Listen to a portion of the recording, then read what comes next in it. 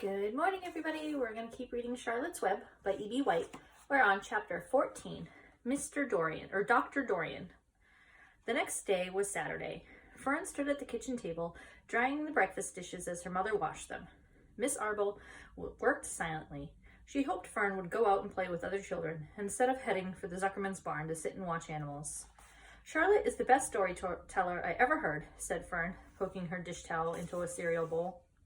Fern, her mother said sternly, you must not invent things. You know spiders don't tell stories. Spiders can't talk. Charlotte can, replied Fern. She doesn't talk very loud, but she talks. And what kind of story did she tell you? Asked Miss Arble. Well, began Fern, she told us about a cousin of hers who caught a fish in her web. Don't you think that's fascinating? Fern, dear, how would a fish get in a spider's web? Said Miss Arble. You know that couldn't happen. You're making this up. Oh, it happened all right, replied Fern. Charlotte never fibs. This cousin of hers built a web across a stream, and one day she was hanging around on the web, and a tiny fish leapt into the air and got tangled in the web.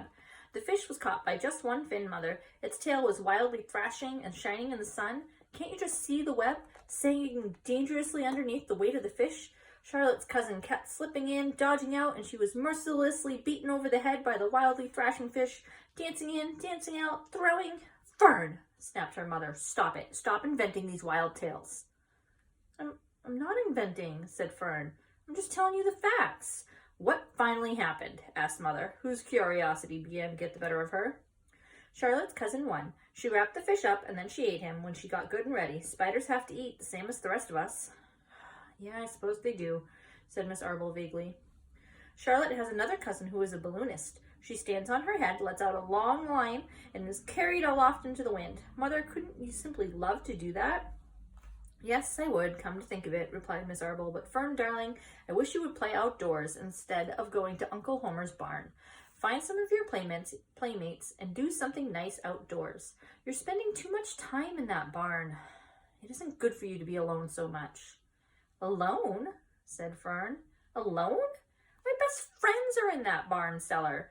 It's a very sociable place. Not at all lonely. Fern disappeared after a while, walking down the road towards the Zuckermans. Her mother dusted the sitting room, and as she worked, she kept thinking about Fern. Didn't seem natural for a little girl to be so interested in animals.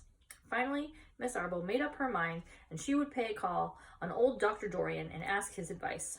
She got in her car and drove to his office in the village. Dr. Dorian had a thick beard. He was glad to see Miss Arble and gave her a comfortable chair. It's about Fern, she explained. Fern spends entirely too much time in the Zuckerman's barn. It doesn't seem normal. She sits on a milk stool in a corner of the barn near the pig pen and watches animals hour after hour. She just sits and listens. Dr. Dorian leaned back and closed his eyes. How enchanting, he said. It must be real nice and quiet down there. Homer has some sheep, hasn't he? Yes, but it all started with that pig we let Fern raise on a bottle. She calls him Wilbur. Homer bought the pig, and ever since it left our place, Fern has been going over to her uncle's to be near it. Well, I've been hearing things about that pig, said Dr. Dorian, opening his eyes. They say he's quite some pig. That's Fern's mother. Have you heard about the words that appear in the spider's web? Asked Miss Arble nervously. Yes, replied the doctor. Well, do you understand it? She asked. Understand what? Do you understand how there could be any writing in a spider's web? Oh, no, said Dr. Dorian. I don't understand it. But for that matter, I don't understand how a spider learned to spin a web in the first place. When the words appeared, everybody said they were a miracle, but nobody pointed out that the web itself was a miracle. What's miraculous about a spider's web? Said Miss Arble. I don't see why you would say a spider web is a miracle. It's just a web. There's the doctor. Ever try to spin one? Asked Dr. Dorian. Miss Arble shifted uneasily in her chair. No, but I can crochet a doily and I can knit a sock. Sure, said the doctor, but somebody taught you, didn't they? My mother taught me. Well, who taught the spider? A young spider knows how to spin a web without any instructions from anybody. Don't you regard that as a miracle? I suppose so, said Miss Arble. Never looked at it that way before. Still, I don't understand how those words got into the web. I don't understand it, and I don't like what I don't understand. None of us do, said Dr. Dorian, sighing. I'm a doctor. Doctors are supposed to understand everything. But I don't understand everything, and I don't intend to let it worry me. Miss Arbel fidgeted. Fern says the animals talk to each other. Dr. Dorian, do you believe animals talk? I've never heard one say anything, he replied. But that proves nothing.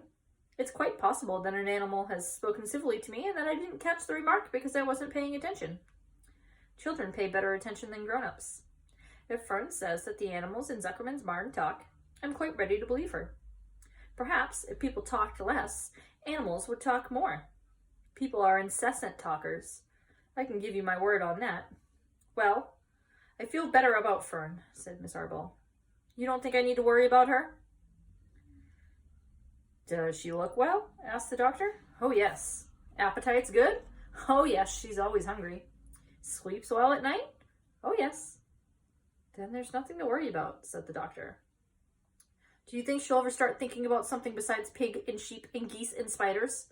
How old is Fern? She's 8. Well, said Dr. Dorian, I think she will always love animals. But I doubt that she spends her entire life in Homer Zuckerman's barn cellar. How about boys? Does she know any boys? She knows Henry Fussy, replied Miss Arbel brightly. Dr. Dorian closed his eyes again and went into deep thought. Henry Fussy, he mumbled. Remarkable. Well, I don't think you have anything to worry about. Let Fern associate with friends in the barn if she wants to. I would say, offhand, that spiders and pigs are fully as interesting as Henry Fussy. Yet, I predict that the day will come when even Henry will drop some chance remark that catches Fern's attention. It's amazing how children change from year to year. How's Avery? He asked, opening his eyes wide. Oh, Avery. Avery's always fine. Of course, he gets into poison ivy and gets stung by wasps and bees and brings frogs and snakes home and breaks everything he lays his hands on. He's fine. Good, said the doctor. Miss Arbel said goodbye and thanked Dr. Dorian very much for his advice. She felt greatly relieved. All right, next time is going to be chapter 15. Have a great day. Woo!